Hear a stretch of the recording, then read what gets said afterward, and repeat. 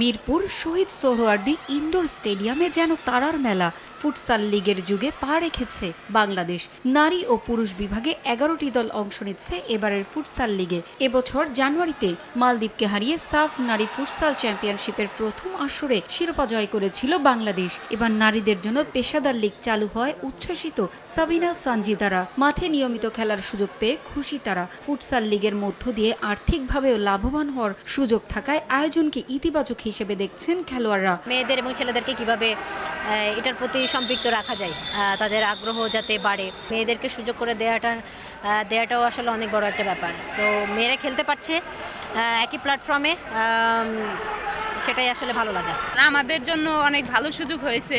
মেয়েদের সবাই তো ফুটবলে ফেডারেশনে যাইতে পারে না, এই ফুটসাল থেকে হয়তো মেয়েরা ফেডারেশনে যাইতে পারবে। তৃণমূল প্লেয়ার উঠে আসবে এবং আমরা আশা করি যে ন্যাশনাল টিম আরো শক্তিশালী হবে।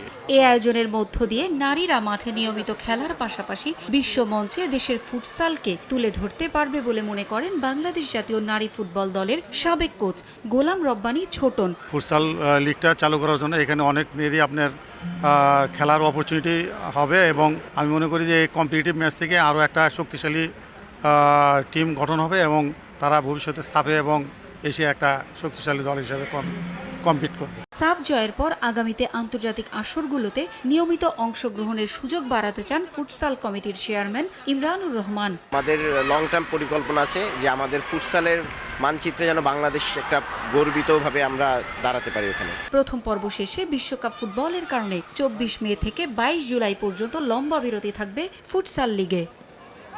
পারভিন আক্তার, সময় সংবাদ, ঢাকা।